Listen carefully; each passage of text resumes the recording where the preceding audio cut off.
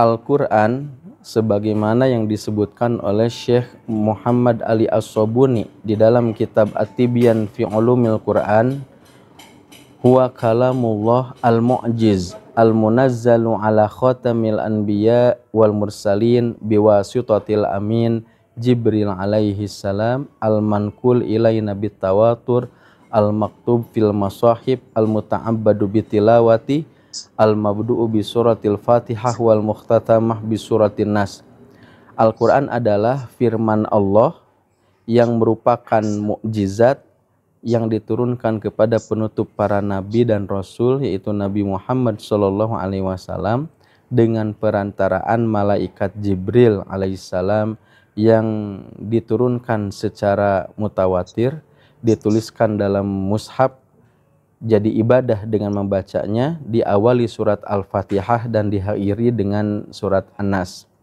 Ini merupakan definisi Al-Quran yang muttafaq alaih, jami' mani, disepakati oleh para ulama, mencakup definisi yang sangat lengkap.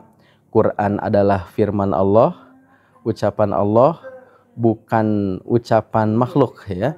Kemudian Al-Quran juga adalah mukjizat, di mana dia adalah sesuatu yang luar biasa yang Allah Subhanahu wa taala berikan kepada para nabi dan rasul sebagai tasdiqan lahum, pembenaran bahwa mereka itu nabi dan rasul. Dan Al-Quran itu merupakan mukjizatul kubra, mukjizat terbesar ya, karena kemukjizatannya itu masih terasa sampai saat ini. Kemudian disebutkan Al-Quran juga diturunkan kepada penutup para nabi dan rasul, yaitu Nabi Muhammad SAW, untuk menunjukkan bahwa tidak ada lagi nabi setelah Nabi Muhammad SAW, dan Al-Quran juga merupakan penyempurna dari kitab-kitab nabi sebelumnya.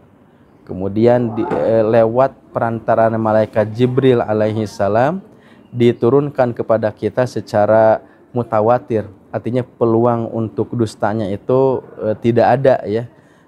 Kemudian dituliskan dalam mushaf, dulu dalam bentuk lembaran-lembaran ya, belum dibukukan, tapi alhamdulillah sekarang sudah dibukukan, memudahkan kita untuk bisa mempelajari dan membacanya. Kemudian jadi ibadah dengan membacanya, baik itu ibadah dalam rangka mempelajari bacaannya, mempelajari maknanya, kumpul-kumpulnya, mendengarkannya, melihatnya, bahkan menyibukkan diri dengan Al-Quran, itu merupakan salah satu bentuk ibadah. Diawali surat Al-Fatihah dan diakhiri dengan surat An-Nas. Dan keutamaan Quran itu sangat banyak sekali, baik itu dari belajarnya, dari sisi mengajarkannya, dari sisi menghafalnya, dari sisi mempelajari hukum-hukumnya ya, ditambah lagi dalam rangka mendengarnya, juga membacanya, mengajarkannya. Luar biasa. Al-Quran ini fadilahnya sangat besar. Banyak sekali riwayat-riwayat yang menyebutkan bahwa Rasulullah SAW itu memberikan penghargaan kepada mereka-mereka yang menyibukkan diri dengan Al-Quran. Khairukum man ta'allama al-Qur'ana wa 'allamah. Sebaik-baik di antara kamu adalah mereka-mereka yang senantiasa mempelajari Al-Quran dan mengajarkannya lagi. Jadi orang yang belajar, mengajar, itu adalah sebaik-baik orang ya di sisi Allah Subhanahu wa taala. Ya, pelajari bacaannya, kemudian maknanya, kemudian selanjutnya jangan lupa tatbiknya, yaitu untuk mengamalkannya. Kemudian dalam satu hadis lain disebutkan, Iqra'ul Qur'an fa innahu ya'ti yaumal qiyamah syafi'an li ashabi. Bacalah Al-Quran karena Al-Quran itu akan datang pada hari kiamat untuk memberikan syafaat bagi para pembacanya, pertolongan ya. Dan disebutkan juga al-mahiru bil Qur'an ma'as safaratil kiramil bararah walladzi yaqra'ul Qur'an wa yata'ata'u fihi falahu ajron. Orang yang mahir, lancar dalam membaca Al-Quran, kelak mereka akan bersama para malaikat yang dimuliakan. Adapun orang yang membaca Al-Quran tapi dia terbata-bata, artinya tidak lancar, baginya dua pahala. Pertama pahala bacanya, kedua pahala berusahanya. Maka para ulama bersepakat tidak ada ikhtilaf tidak ada perbedaan pendapat di kalangan mazhab sekalipun, ya semuanya sepakat bahwa bacaan Al-Quran itu fadilahnya sangat besar. Mempelajari Al-Quran juga fadilahnya sangat besar. Mengajarkan Al-Quran juga fadilahnya itu sangat besar, ya. Kemudian menghafalnya, mengkaji isinya itu juga sebaik-baik amalan, ya.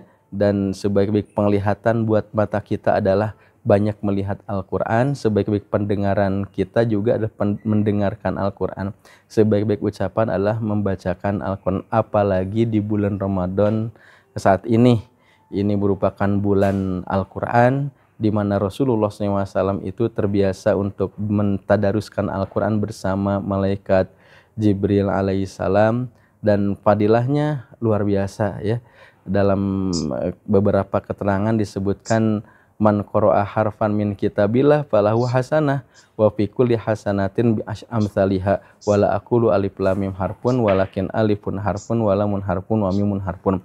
Barang siapa yang membaca satu huruf dari Al-Quran, baginya satu kebaikan, dan tiap satu kebaikan dilipat gandakan jadi 10 kebaikan. Dan aku tidak mengatakan alif lam mim itu satu huruf, akan tetapi alif satu huruf, lam satu huruf, dan mim satu huruf. Masya Allah.